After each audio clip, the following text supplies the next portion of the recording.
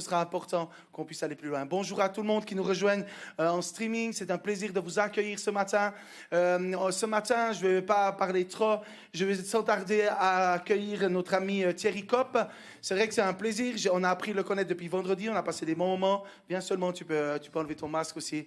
Il nous a dit une chose depuis le début, c'est qu'il était beau. Mais c'est vrai qu'avec son masque, ça cache un peu son visage. J'ai été touché par cet homme. C'est un homme qui a beaucoup d'humour. C'est vrai qu'il a le même humour que nous, à déconner sans limite. Ça fait plaisir de dire. Des fois, on n'est pas des extraterrestres. Certaines personnes, quand on rigole, ils nous regardent avec des grands yeux. Je dis, là, ce week-end, c'était bon. Il n'a pas fait des grands yeux. C'est un ministère incroyable dans le sens que Dieu l'a utilisé de différentes façons. Et puis, vraiment, c'est un homme qui enseigne les fondements, mais en même temps, ça doit être les choses principales que l'Église devrait vivre aujourd'hui. Et tu viens de l'Alsace, tu as 2 enfants, une merveilleuse femme, je le dis avant qu'ils le disent. Et puis, on le bénit et on se réjouit de recevoir la parole.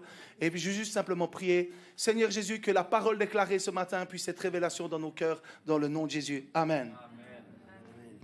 Bonjour tout le monde. Ok. En Alsace, les gens, ils sont polis. Quand on leur dit bonjour, ils disent bonjour. Bonjour tout le monde. Ah, c'est bien, c'est bien. Je fais un peu de publicité et après on va rentrer dans le message. Comme votre pasteur l'a dit, je fais beaucoup de choses. J'organise des camps. On a 2 camps cette année, un en juillet, un en août. C'est un camp famille. On fera vraiment un travail profond dans la famille. On a un orateur, un Américain qui va venir, qui est pasteur en Allemagne, qui est excellent. Vraiment un homme de Dieu.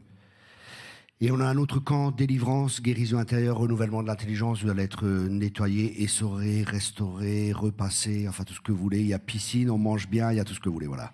Ensuite, mon dernier livre, Sois libre, reste libre. C'est un livre sur les fondements. C'est vraiment quelque chose qui est important. Et ce que j'aime le plus, c'est mon école biblique. Pourquoi ? Parce que je sais que ça change la vie des gens. Vous savez, des fois, les gens, ils écoutent juste un message, mais là, c'est un thème à chaque fois où on va vraiment en profondeur, on pose des fondements dans la vie, parce que notre but, notre objectif, le but du ministère, c'est que Christ soit formé en vous. Et ça vous aidera. Voilà, je te remercie, Père, pour ta grâce. Je te remercie, Père, pour cette église, et je te remercie pour tous mes frères, pour tous mes sœurs ce matin. Et je prie vraiment, Père, que le cœur de chacun soit touché ce matin. Oh, révèle-toi, Père, ce matin. Révèle-toi dans le nom de Jésus. Alléluia. Alléluia. Vous savez, je crois que en tant qu'Église, on doit revenir à l'essentiel.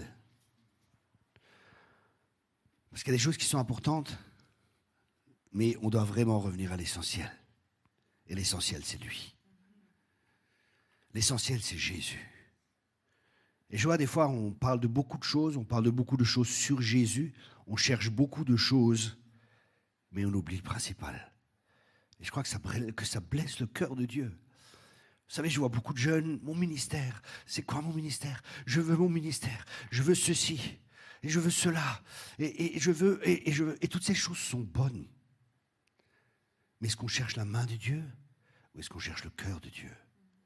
Ça, c'est une grande différence. Vous savez, j'ai jamais cherché le ministère, j'ai jamais cherché toutes ces choses, j'ai jamais cherché à être connu ou quoi que ce soit.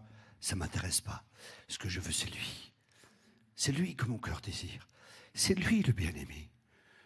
Et des fois où j'entends aussi les gens, oui, on est serviteur de Dieu, on est serviteur. Non, je vous appelle plus serviteur. Parce que le serviteur, il sait pas ce que le maître fait, mais je vous appelle mes amis.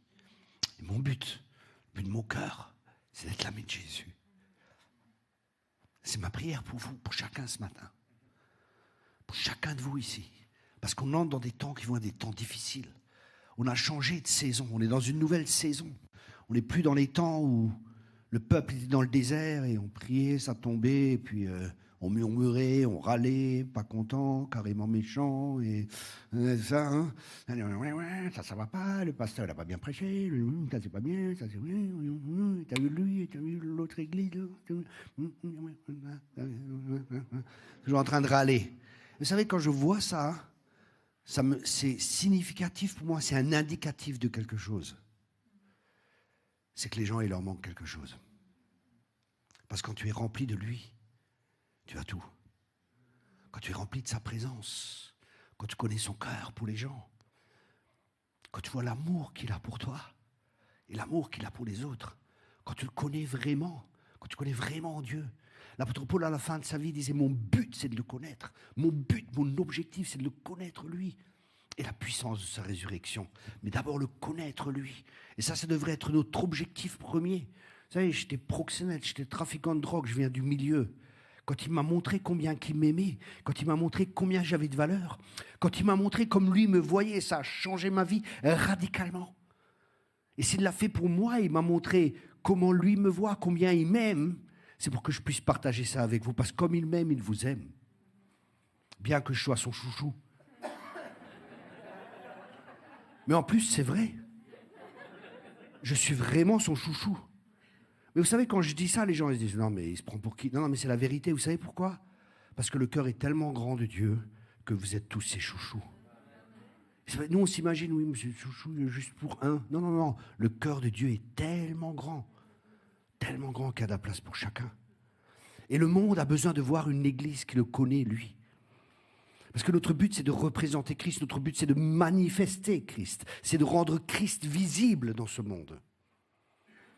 Sinon, on serait déjà au ciel. Je me rappelle, j'avais des amis aux États-Unis. Et ils ont visité beaucoup d'églises, connues et ainsi de suite.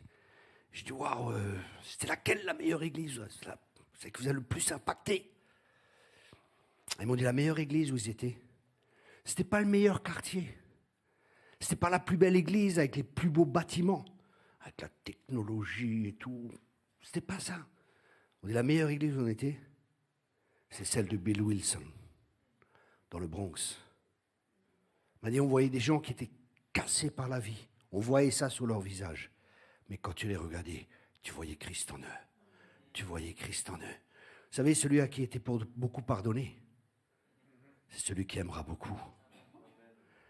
Et des fois, je crois que le problème que nous avons, c'est que nous ne sommes pas conscients combien il nous a pardonné.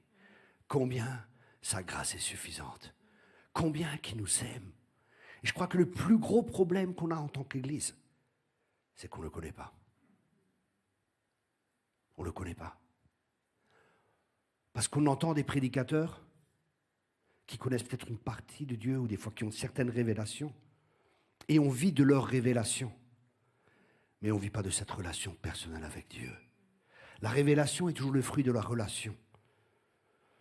La relation entraîne la révélation et la révélation entraîne la libération. Si nous croyons ce que Dieu nous dit, sa parole nous libère parce que c'est la vérité qui nous libère. Et je vous encourage vraiment, l'accès est ouvert. Le ciel est ouvert pour que chacun puisse s'approcher de Dieu. Approchez-vous du trône de la grâce. Ce n'est pas un trône de jugement, ce n'est pas un trône de condamnation, c'est un trône de grâce où le Père veut que ses enfants viennent. Vous êtes tous le bienvenu. Oui, mais arrête avec tes mais. Laisse-les de côté. Mais j'ai péché. Le sang de Jésus est plus fort que ton péché. Sa grâce est plus fort que ton péché. La vie est plus fort que la mort. Tout ce qui vient de Dieu est toujours plus fort que ce que l'ennemi essaie de faire. Vous savez, personne ici mérite quoi que ce soit. Personne. Personne. Et vous savez tous comme on est, hein. On est tous super. Non, on est tous des chantiers en construction. C'est vrai ou pas ? Soyons vrais, on peut ôter les masques, enfin vous voyez ce que je veux dire. Hein. Soyons vrais, on travaille tous des casseroles, on a tous des problèmes, non ?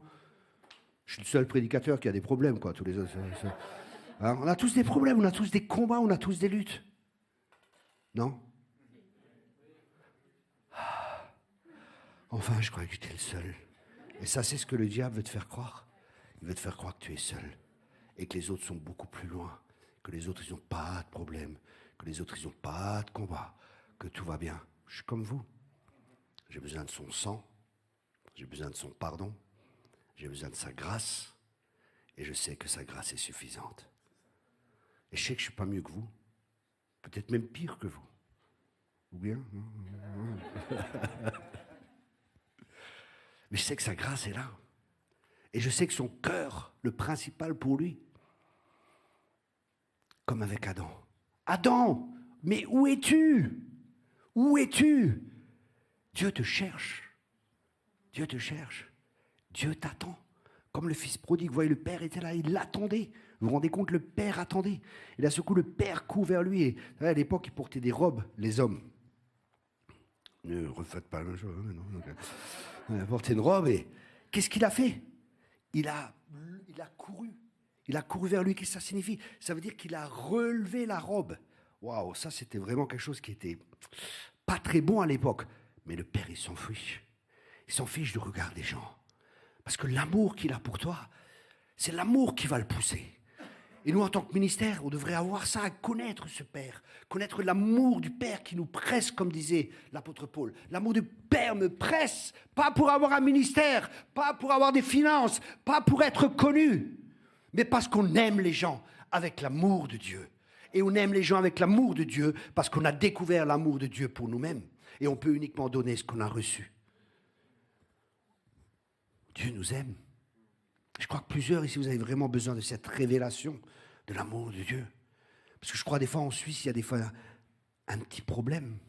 Chaque nation a des problèmes. Chaque nation a des problèmes différents. Mais je crois que des fois, ce qui est très fort ici que je ressens en Suisse, c'est que des fois, on croit qu'on est aimé parce qu'on a fait assez, on a fait de la performance. Et alors on a réussi, alors on est bien. Et alors peut-être nos parents nous ont dit « Ah, je t'aime ». Tu es premier de la classe, tu es deuxième, non. Et peut-être ça peut créer quelque chose en nous, une structure, une manière de penser, une forteresse qui va faire waouh, je suis aimé quand je fais assez, quand tout est parfait, quand tout est nickel, c'est là que je vais être aimé. Non, non, non, non. Dieu nous a aimés quand nous étions encore pécheurs. Et croyez-moi, j'étais un pécheur pratiquant. Je pratiquais le péché, mais à fond la gamelle, quoi. À fond la manette. Et Dieu m'aimait. Waouh! Est-ce que je le méritais? Non.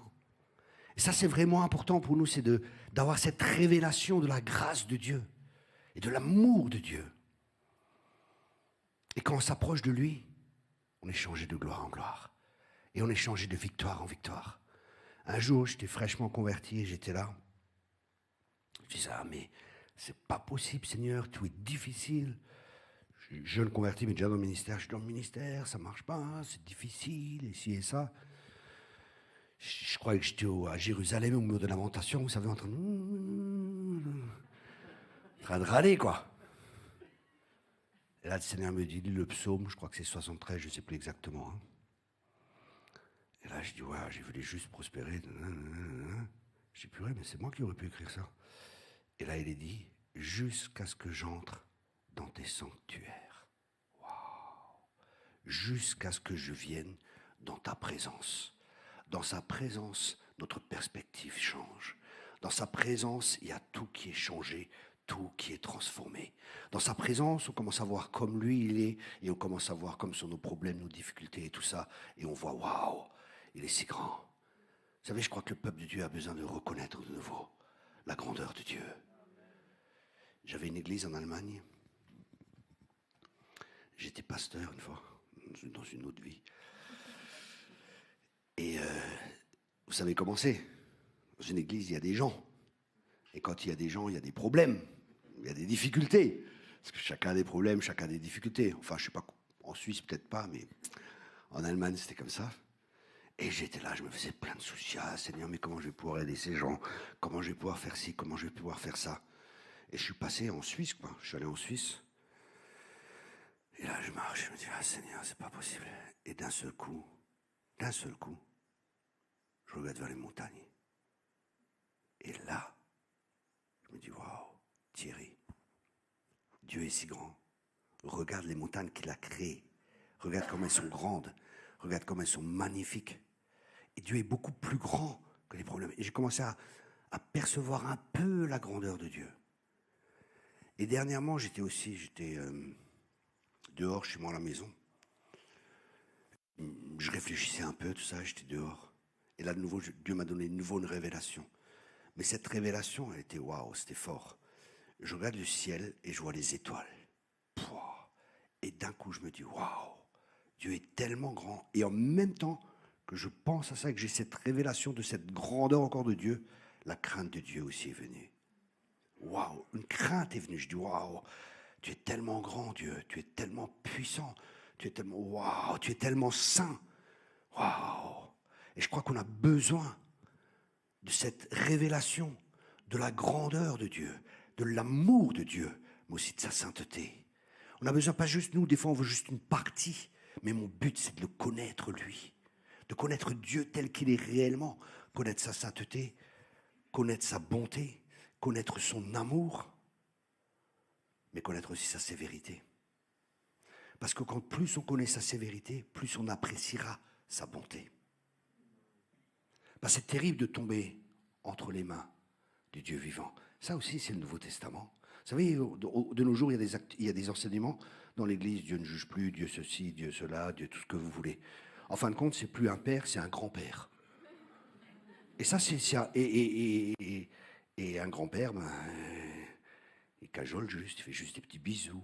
Mais il n'est pas responsable de l'éducation. Mais un père est responsable de l'éducation de ses enfants. Et Dieu est un père. Et il veut nous éduquer comme un père. Parce qu'il nous aime, il veut le meilleur pour nous. Et un jour, j'ai une grande révélation que Dieu est plus intelligent que moi. Et parce qu'il est plus intelligent que moi et qu'il m'aime, je vais faire ce qu'il me dit. C'est logique, non? Parce que je vais pouvoir en profiter au maximum. C'est moi qui vais être béni. Mais mon but, c'est pas d'être béni, mais c'est de le chercher lui, en cherchant celui qui bénit, en connaissant son cœur, en cherchant d'abord le royaume de Dieu, et le reste vous sera donné par-dessus. Ça fait plus de 20 ans que je vis par la foi, et je peux vous garantir que ce qu'il y a dans ce bouquin, ça fonctionne. Je viens de la rue, vous savez, si ça ne fonctionne pas, je le prends, je le jette, et je repars dans le monde, et je vis ma vie, quoi. Mais ce qui a marqué là-dedans, j'ai presque tout vu, sauf résurrection des morts, parce qu'un jour j'ai prié pour un mort, il n'avait pas la foi, donc voilà.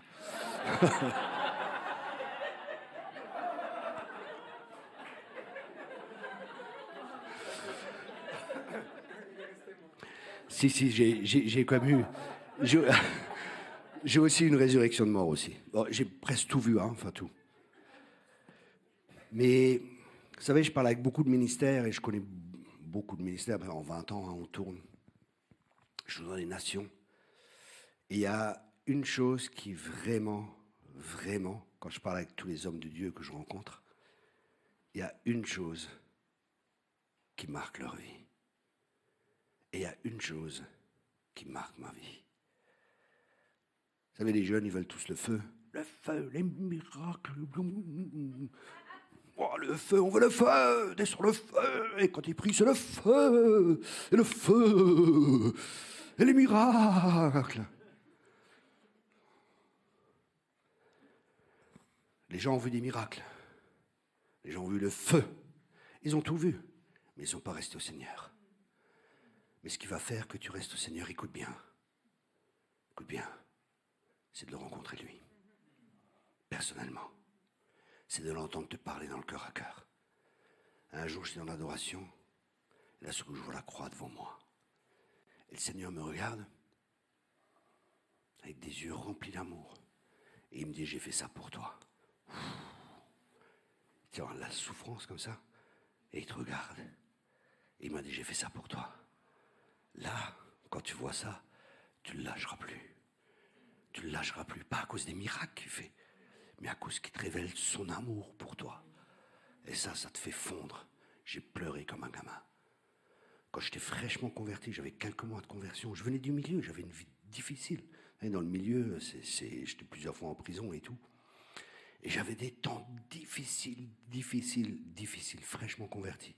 Je dis, Seigneur, j'en peux plus, mais qu'est-ce qui se passe ici? Et ça, c'était dur. J'avais tellement d'attaques. Et d'un coup, je sens un feu comme ça qui vient sur moi. Et je suis au ciel avec Jésus. Et je marche comme ça, et je me vois comme un petit enfant comme ça. Et il me tient la main, et il marche avec moi. Waouh! Après ça, ça allait beaucoup mieux. Tout était changé. Je pense qu'il y avait tellement d'attaques démoniaques qui étaient là. Je ne sais pas si c'est un ange qui est venu, qui m'a touché, ou je ne sais pas ce qui s'est passé. Mais bon, je suis parti au ciel, et j'étais avec Jésus, et il me tenait la main. Ça, c'est des expériences que tu n'oublieras jamais.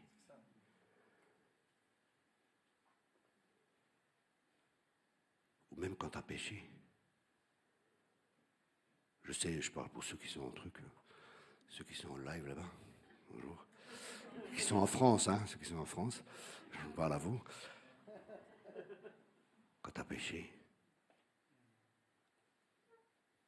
comme Pierre a péché, et que le Maître y vient, avec des yeux remplis d'amour, comme un père, il vient et te dit, m'aimes-tu? M'aimes-tu? Il n'y a aucun reproche, il n'y a aucune condamnation, il y a juste de l'amour.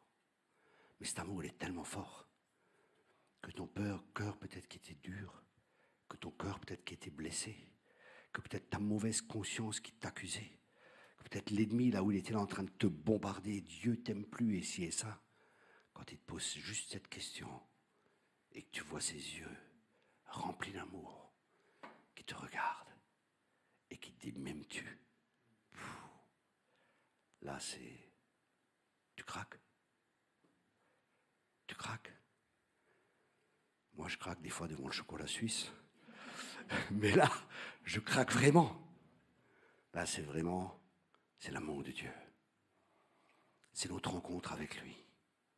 Je crois que dans les temps que nous rentrons, ça fait 20 ans que je prêche ça. C'est l'intimité avec Dieu. Revenons à lui. Jésus veut de nouveau son Église. Vous savez, on a essayé parce qu'on a les moyens, on a les finances, on est intelligent. On sait comment faire, on sait ce que les gens veulent. Donc on sait comment faire les églises. Mais c'est lui qui bâtit son Église. Et on doit vraiment abandonner. On doit vraiment dire, Seigneur, on a essayé par nos propres forces.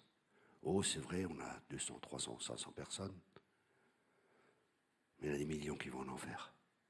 Il y a des millions qui sont perdus. Et il veut que tous soient sauvés. Et que tous parviennent à la connaissance de la vérité. Et je crois qu'on doit vraiment dire, Seigneur, on ne sait vraiment pas comment faire. On a vraiment, mais vraiment besoin de toi. Montre-nous. Quand Jésus a appelé ses disciples, il a dit, venez à moi. Avant toute chose, il veut qu'on vienne à lui. Et après, il les a envoyés. Mais venir à lui, moi je me rappelle au début, j'étais là, j'étais en feu pour Jésus. Seigneur, ouvre-moi les portes de l'Afrique. J'allais prêcher l'évangile, ceci, cela. J'étais tout jeune, tout excité dans la prière et tout. Kawasaki, Suzuki. Voilà. J'étais à fond à prier. Et d'un seul coup, le Seigneur me parle. Il me dit, ça sert à quoi? Si tu gagnes le monde, et si tu n'as pas de cœur à cœur avec moi? Je dis, oh pétard. Waouh. Voyez, on peut être tellement zélé pour les choses de Dieu qu'on oublie Dieu. On peut avoir du zèle, mais sans intelligence. Et on doit vraiment revenir à l'essentiel. Et l'essentiel, c'est Christ. C'est Christ que je prêche, disait l'apôtre Paul. Et nous ne devons pas juste prêcher des choses sur Christ, nous devons reprêcher Christ. Mais pour pouvoir prêcher Christ, il faut connaître Christ. Pour pouvoir prêcher Christ, il faut connaître le ressuscité. Il faut avoir cette relation avec lui. Il faut avoir ce cœur à cœur avec lui. Parce qu'on peut uniquement transmettre et reproduire ce qu'on est nous-mêmes devenus. Et on est devenus parce qu'on le connaît, parce qu'il a pris de plus en plus de place dans notre vie. C'est Christ que les gens doivent voir dans l'église. Ils ne doivent pas voir tous nos shows, tous nos bons trucs, ça c'est bon, hein, bonne musique et tout. Mais des fois on essaie de créer même des atmosphères. Tu sens, frère, la présence de Dieu. Et alors on essaie de créer des atmosphères. Alors il y a d'abord un peu de rock, après on passe dans les slows. On dit, waouh, il y a la présence de Dieu qui est là. Ah, c'est bon. Moi, je crois que Dieu est en train de changer les choses. Une sœur avait une parole ce matin avec les bacs à sable, le sable. Peut-être que vous allez venir dans les temps qui viennent et peut-être vous n'allez pas être béni comme vous pensez. Mais vous allez venir avec une autre mentalité pour le bénir lui, pour le servir lui. Parce qu'on est là pour servir Dieu. Et pendant qu'on sert Dieu, pendant qu'on adore, pendant qu'on le loue, et on ne cherche pas, lui va commencer à venir et à nous servir. Vous savez, bâtir des églises, il faut que ce soit lui qui bâtisse. Et pour que lui bâtisse, il faut qu'il vienne en tant que roi. Et pour qu'il vienne en tant que roi, Il siège au milieu des louanges de son peuple. Pendant qu'on le loue, pendant qu'on l'adore, on proclame son règne et il vient pour régner. Et quand il vient pour régner, qu'est-ce que ça signifie? Il vient pour diriger. Il vient pour conduire. Et là, quand on apprend à marcher avec Dieu en tant qu'Église, et qu'on adore Dieu, et qu'on cherche sa pensée, peut-être Dieu va dire, paf, maintenant arrêtez de louer. Paf, parole de connaissance. Paf, ceci. Ou peut-être il va dire, non, continue à louer. Il y a une dimension d'adoration, on rentre dans l'adoration, et là, ce qu'on voit, waouh, il y a encore une dimension, il y a encore une dimension, il y a encore une dimension. On est dans l'adoration, on adore, et on voit, waouh, il y a encore une dimension encore percée, il y a encore une étape plus grande, il y a la gloire. Et là, on rentre dans la dimension de la gloire. Et d'un seul coup, l'Église n'est plus la même. Parce que Dieu commence à prendre les règnes. C'est plus l'onction, c'est la gloire. Et la gloire, c'est Dieu qui commence à agir. L'onction, c'est l'homme qui agit. Mais là, on rentre dans une dimension de gloire. Et dans cette gloire, c'est Dieu qui commence à agir. Dieu commence à guérir les cœurs. Dieu commence à toucher. Dieu commence à diriger. Dieu commence à dire, faites ceci, faites cela. Et peut-être il va nous dire, couchez-vous par terre, mettez-vous à genoux, priez. Je ne sais pas ce que Dieu va faire, mais il est Dieu. Et là, on lui redonne les rênes. Et là, c'est merveilleux, parce que ce que l'œil n'a pas vu, ce que l'oreille n'a pas entendu, Dieu le réserve à ceux qui l'aiment. Et Dieu cherche un peuple qui l'aime. Parce que Dieu cherche encore des adorateurs en esprit et en vérité, des gens qui l'aiment, qui l'adorent, où lui il est le centre, où on proclame sa grandeur. C'est pas que Dieu a besoin qu'on lui dise tu es grand, il sait qu'il est grand, il n'a pas un problème d'identité, mais c'est nous qui sommes transformés. Et dans le monde spirituel, il se passe des choses. Vous savez, je vois beaucoup de gens, de chants, c'est centré sur nous. Oh, bénis-moi, je, la Sainte Trinité, quoi. Je et moi, je. C'est des églises, des fois, c'est centré sur l'homme, c'est plus centré sur Dieu. Ça s'appelle de l'humanisme. Je suis sauvé parce que je suis guéri, je vais avoir beaucoup d'argent, je vais ceci, je vais cela. Et ça, c'est toutes ces choses, c'est vrai, Dieu veut te bénir. Mais cherchons le Dieu de la bénédiction. La bénédiction, sa bonté, sa grâce et bénédiction, elles me suivent tous les jours de ma vie. Mais j'ai jamais cherché ça. Je cherche lui. Et je vous encourage. Cherchez-le lui. Cherchez-le lui, vous allez voir que... je ne sais pas comment partager mon cœur. Mais quand vous êtes avec lui, tout change. Tout change. Ma femme me voit. Elle voit, waouh, elle dit, t'as passé du temps avec le Seigneur. Elle le remarque, hein? Ah ouais? Elle remarque direct, cash. Et là, t'as passé du temps avec le Seigneur? Comment est-ce que c'est ça? Les disciples étaient connus pour avoir été avec Jésus. Nous devons revenir à l'essentiel. Le plus important doit rester le plus important. Et le plus important, c'est lui. C'est pas notre ministère, c'est pas tout ça. On ne cherche pas ces choses. On le cherche lui. Et parce qu'on le cherche lui, toutes les autres choses viennent. Les choses se mettent en place pendant qu'on le cherche lui. Vous savez, j'enseigne aussi le combat spirituel et tout ça, et je vois des gens purés. Des fois, je me dis, mais purés, ils ont un grand diable, quoi. Et un Dieu qui est tout petit. Le diable a fait ceci, le diable a fait cela, le diable dit là, ishikala, bah, jigouloubouzou. Ah, mais arrêtez, quoi. Cherchez-le lui. Quand Dieu vient, c'est fini. Quand la lumière est là, les ténèbres, elles partent. Mais il se focalise tellement, et ça fait plus de 20 ans que je fais de la délivrance, hein. Chasser les démons, tout ça, les satanistes, tout ça, je connais, hein. Je sais de quoi je parle, c'est pas du blabla. Mais il ne comprend rien, frère, nous. Non. Ce qui fait la différence, c'est sa présence. Partout où allait la présence de Dieu, vous savez la statue de Dagon, là, paf, par terre, clac, parce qu'il y avait la présence. Et quand il y a la présence, de nouveau, de Dieu, mais vraiment sa présence manifeste de nouveau. Et quand on cherche plus sa présence que l'approbation des hommes et toutes ces choses, quand on recherche de nouveau sa présence et qu'on veut que sa présence soit à nouveau manifeste, mais vraiment sa présence, là je vous garantis, vous n'avez pas besoin de chercher des gens. Les gens vont venir parce qu'il rajoutera lui-même à l'Église. On n'a pas besoin d'avoir des méthodes, mais sa présence fait toute la différence. Quand sa présence est là, les gens vont parler. Waouh, tu vas là-bas ? Tu es guéri. Les gens avaient la crainte de Dieu. Ananas, Saphira sont tombés morts parce qu'il y avait une telle présence de Dieu. Il y avait la gloire de Dieu qui était manifeste. Et il y avait une grande crainte sur l'Église. Et parce qu'il y avait cette crainte sur l'Église, il y avait une crainte, les gens du monde, ils respectaient les chrétiens. Ils disaient, ouais, avec cela, tu rigoles pas. Hein. Là, tu fais un faux pas, bim. Une grande crainte était là. Et le Seigneur rajoutait. Et c'était un jugement de Dieu.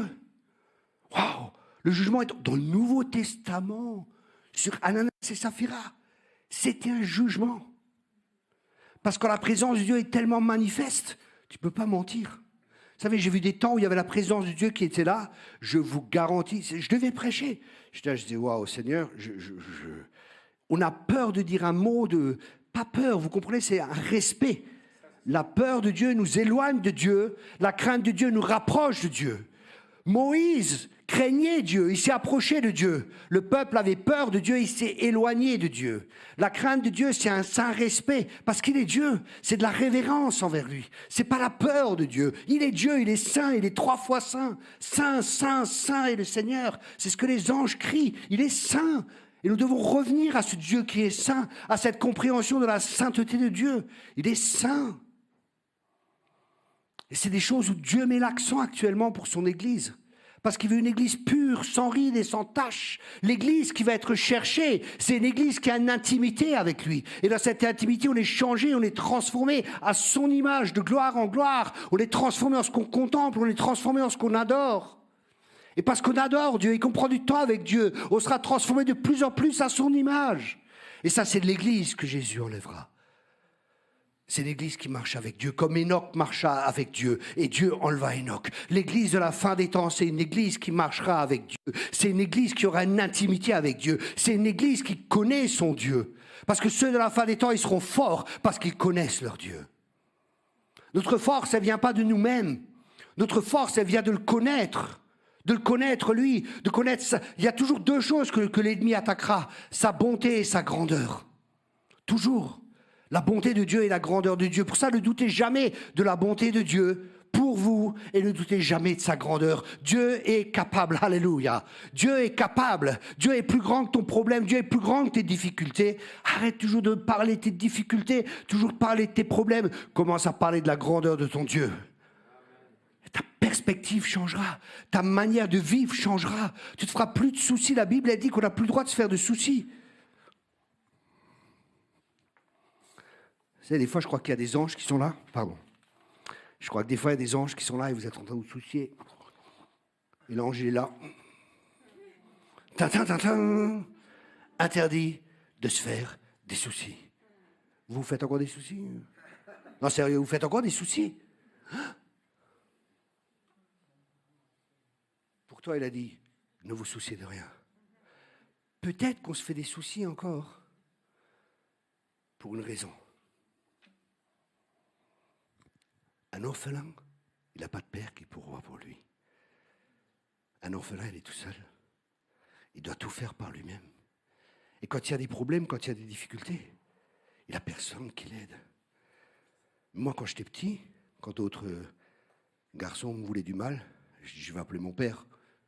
Et maintenant que je suis grand, quand l'ennemi vient, il me faire du mal, je dis, je vais appeler mon père. Et je me rappelle de mon père.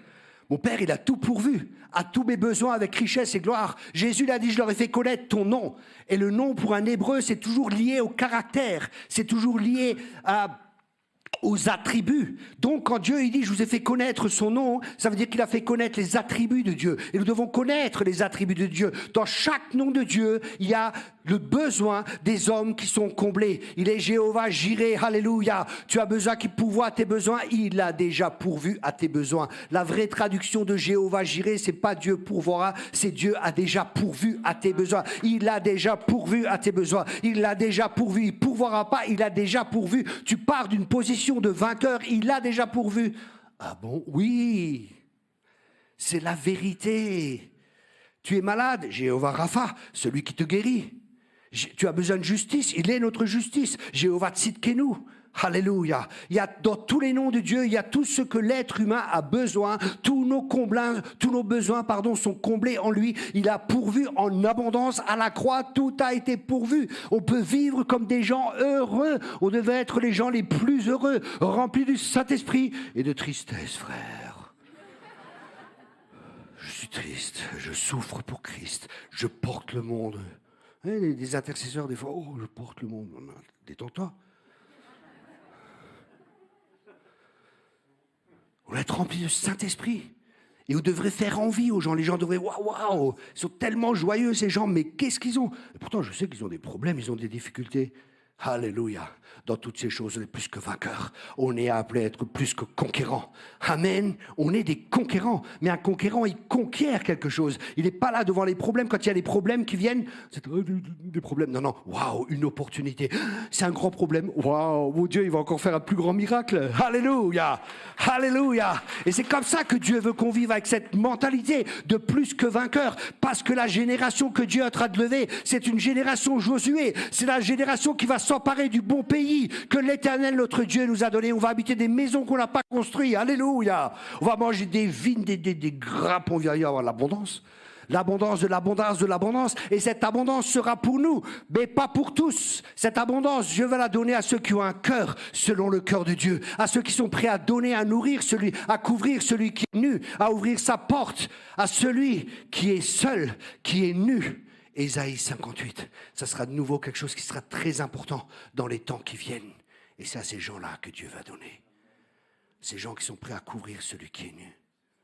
À ne pas montrer du doigt envers les autres.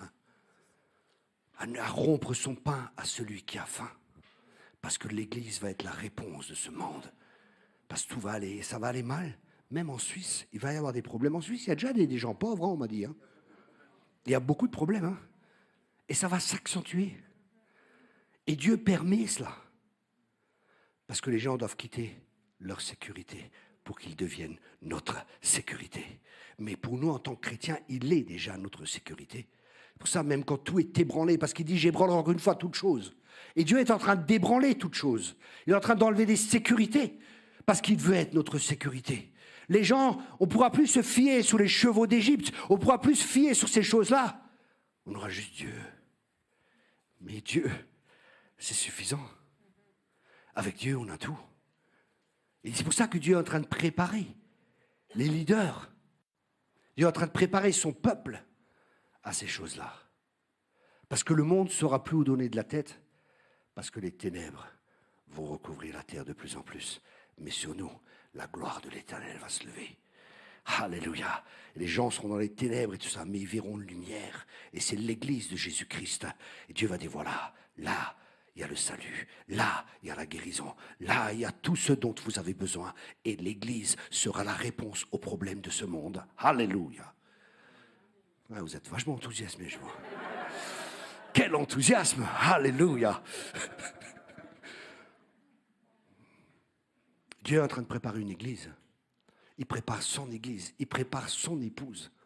Et je vois qu'il y en a plusieurs, vous êtes sur le tour du potier. Mais qu'est-ce qui se passe? Je ne comprends pas. Dieu est en contrôle. Il est en train de te préparer. Oui, mais Seigneur, ici. L'argile ne dit pas au potier comment il faut faire. C'est le potier qui forme.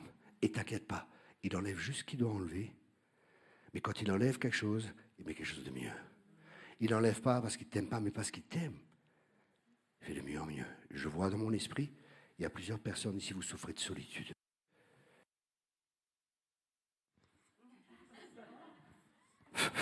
Ça marche encore? Ok. Pour plusieurs personnes ici, vous souffrez de solitude. Et la réponse, c'est de nouveau lui. Il ne te délaisse pas, il ne t'abandonne pas. Va vers lui, prends du temps avec lui. Et il donnera ce que ton cœur désire.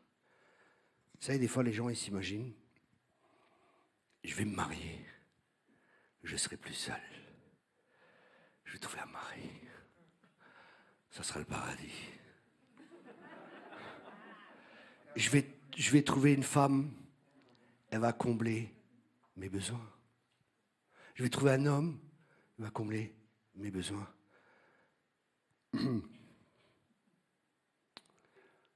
Ça résonne de moi. Les gens qui pensent comme ça, ils sont souvent égoïstes. Ils pensent qu'à eux. Mais le mariage, c'est donner. Mais tu peux que donner quand tu as reçu. Et Dieu veut que ta coupe déborde. Dieu veut que ta coupe déborde. Dieu veut que ta coupe déborde. Ça veut dire que tu as assez pour toi et assez encore pour autour de toi. Et si tu veux te marier, je t'encourage à avoir cette mentalité. Qu'est-ce que je vais pouvoir donner? Pas que je vais pouvoir recevoir. La convoitise, convoiter, c'est l'esprit qui vient de l'enfer. Parce que le convoiter, c'est toujours pour soi, toujours centré sur soi.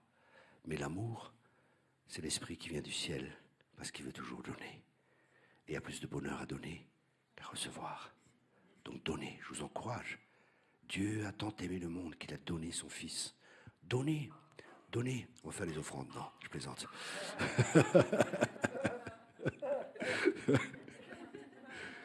Mais vous comprenez combien c'est important de développer ce style de vie. Et c'est Christ qui vient ainsi.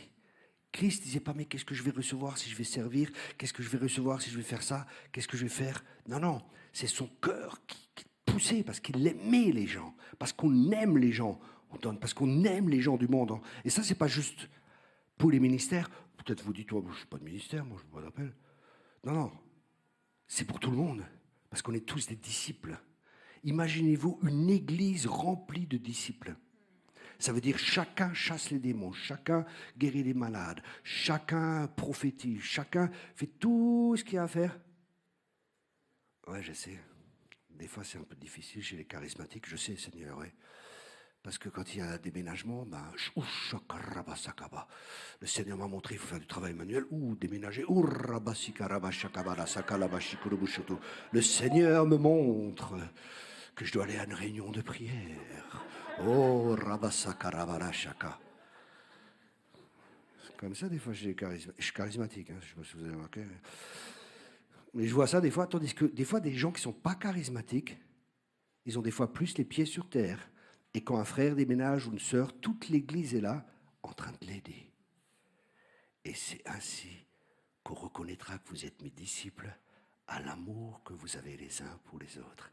Et l'amour, c'est pratique. C'est pas gigolo-bouzou-boudou. Tout ça, c'est bien. J'aime ça. Mais j'aime aussi aider mon frère. Et j'aime aussi quand un frère il vient et qu'il m'aide. Pas qu'il me dise je t'aime, ok? C'est bien que tu m'aimes. Mais montre-moi.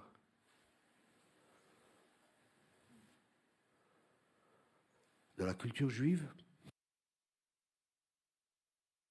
c'est ce que tu vis qui est important.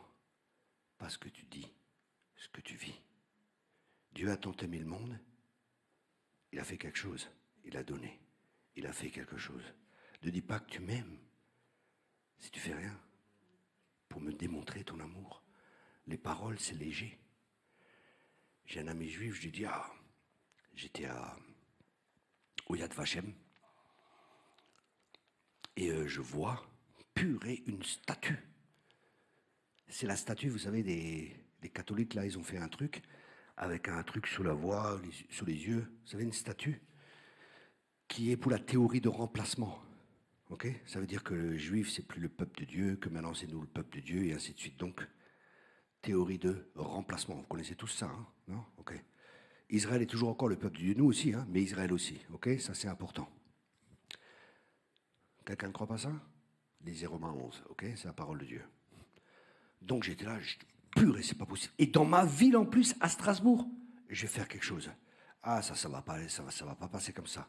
Et mon ami m'a dit, Thierry, je veux voir. Vous voyez, il ne se contente pas des paroles, c'est pas suffisant. Je veux voir.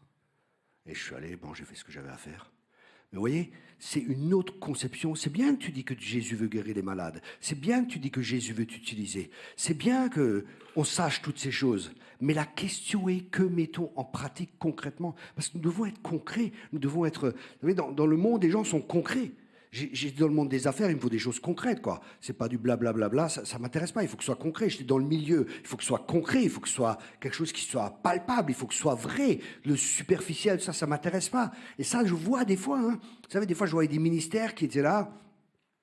Et oui, ils parlaient sur ça, et les gens, ils les amenaient dans une bulle. C'est magnifique, là-haut. On fait du combat spirituel. Oh, rababababa. Le mec, il n'a rien à bouffer à la maison, quoi. Travaille pas, ses gosses, ils n'ont pas à manger, ils n'ont pas d'habits, il n'y a rien qui va, quoi. Dans le naturel, il n'y a rien qui va. Mais on est spirituel, frère. On est dans les mondes, dans les lieux célestes. Et je voyais la plupart des gens qui allaient à ces séminaires, c'est des gens qui avaient plein de problèmes, et au lieu d'affronter leurs problèmes, ils fuyaient leurs problèmes. Mais les problèmes sont là pour être vaincus, et il y a des problèmes dans ce monde. On aura des tribulations, on aura des combats, mais dans toutes ces choses, on est plus que vainqueurs. Alléluia. Par celui qui nous donne la victoire, par Christ nous pouvons tout. Amen. Revenons sur terre, soyons des chrétiens normaux. Vous savez, on est là, oui, on va faire ça, on va prier, on va combattre dans les lieux célestes. Non, mais va inviter le clochard qui est dehors. Mais tu sais, frère, ça sent un peu, et puis, tu vois, c'est...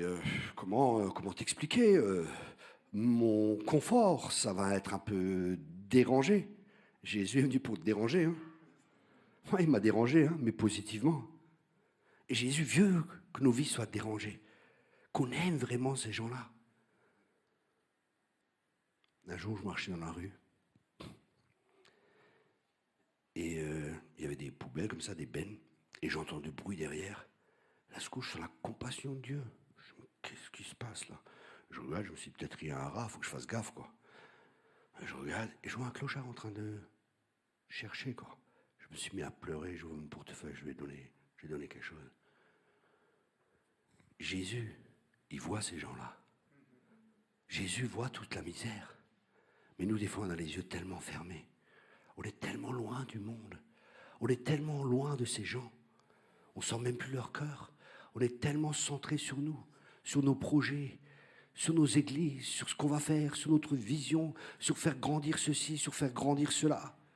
Et on est comme le pharisien et le sadducéen, le gars qui a été agressé là, le bon samaritain. On est là, on le voit. Oh Seigneur, bénis cet homme. Oh. Non. Arrête-toi. Prends soin de lui. Vous savez, si l'Église revient à ça, waouh, là, les gens du monde vont dire waouh. Et je ne parle pas des œuvres. Hein. Il faut les deux, il faut l'équilibre. Il faut être mari, il faut aussi être marde des fois. Parce que des fois, il y a un déséquilibre. Vous savez, j'en vois, ils sont tout le temps en train de prier. Ils ne font jamais rien, quoi. Et j'en vois, ils sont toujours en train de travailler. Non, l'équilibre, c'est d'être mari quand il nous demande d'être mari et d'être marde quand il nous demande marde. Mais avant toute chose, revenons à l'essentiel. Revenons à Dieu de tout notre cœur. Ayons cette relation personnelle avec lui. Et après, faisons ce qu'il nous dit de faire. Et pour certains, ça va peut-être être, comme j'ai dit, nourrir les pauvres. Pour d'autres, ça va être autre chose. Mais l'Église, elle doit avoir une vision collective et avoir la même vision. Et après, il peut y avoir des choses qui sont un peu différentes. Mais la vision doit toujours rester au centre. Parce qu'alors, on se soumet à la vision de l'Église dans laquelle vous êtes. Vous avez une vision ici dans l'Église, je ne sais pas laquelle c'est, mais soumettez-vous à cette vision et marchez dans cette vision. Ne venez pas avec une autre vision, parce que deux visions amènent la division. Au début, il y avait une pensée, il y avait une vision, c'était celle de Dieu. Quand l'ennemi est venu, qu'il a amené une autre vision, le problème, le chaos est venu. Quand Dieu donne une vision quelque part, c'est pour qu'il y ait un ordre. Si nous venons et nous amenons une autre vision, ça va amener le chaos. Soyez sages. Comprenez la vision de l'Église, attachez-vous, servez la vision du mieux que vous pouvez, et Dieu va vous bénir au-delà de ce que vous pouvez espérer, au-delà de ce que vous pouvez penser. La vision doit être plus grande que votre vie, parce que sinon votre vie aura toujours la prééminence sur la vision. Seigneur, je te remercie pour cette Église, et je te remercie, Père, pour chaque frère, pour chaque sœur. Et Seigneur, ce que j'ai partagé, c'est aussi pour moi, Seigneur. Que vraiment tu touches à nouveau mon cœur. Que vraiment tu m'attires de nouveau encore plus, Seigneur, à toi, avec des cordages d'amour. Et que tu attires chaque membre de son Église, de cette Église. Que je prie, Père, que chacun ait une révélation ce matin. De combien tu languis, combien tu pleures, mais revenez à moi. Revenez vraiment à moi. C'est en moi que vous allez trouver le bonheur. C'est en moi que vous allez avoir cette joie. C'est en moi que vous allez avoir tout ce que vous cherchez. Parce que tu es celui qui pourvoit à tous nos besoins avec richesse et gloire. Je crois que Dieu appelle plusieurs à revenir à cette intimité. à revenir à lui. Et là, quand vous allez revenir à lui, pour plusieurs, je vois qu'il y a des guérisons, il y a des transformations, il y a des changements qui vont se faire au plus profond de votre être. Au plus profond de votre être. Parce que vous allez entendre des paroles qui proviennent directement de son cœur et qui vont dire « Je t'aime, tu as de la valeur pour moi, tu n'es pas seul, je suis avec toi, ne t'inquiète pas. » Et Dieu va vous parler. Quand Dieu nous parle, comme Daniel, quand il a entendu les paroles, ça l'a relevé. Ces paroles nous relèvent, parce que ces paroles sont esprit et vie. Et dans cette intimité, quand Dieu nous parle, il nous communique sa vie, il nous communique son esprit, il nous communique ses paroles. Et nous sommes de nouveau, waouh. On ressort de là, on dit, waouh, il est où Goliath? Je vais lui en mettre une. Il est où Goliath? Alléluia. Et on sera comme David, rempli de l'esprit de l'Éternel, rempli de force, rempli de sagesse, rempli de joie, rempli de son esprit. Et c'est là que Dieu nous pourra nous utiliser pour sa gloire. C'est à ta gloire seule que nous donnons, c'est à ton nom seul. Et c'est à toi seul que revient toute la gloire, Père. Dans le nom de Jésus, merci de bénir encore chaque personne. Merci de protéger chaque personne. Et merci, Seigneur, de continuer à persécuter chacun par ton message. De continuer à travailler, Saint-Esprit, nos cœurs, jusqu'à ce qu'ils soient en adéquation avec toi. Merci de ne pas nous lâcher, Seigneur. Nous prions, Seigneur, que tu ne nous lâches pas. Que tu ne nous lâches pas jusqu'à ce qu'on soit vraiment en osmose avec toi et qu'on puisse dire comme Paul, ce n'est plus moi qui vis, c'est Christ qui vit en moi. À toi soit toute la gloire. Amen et amen.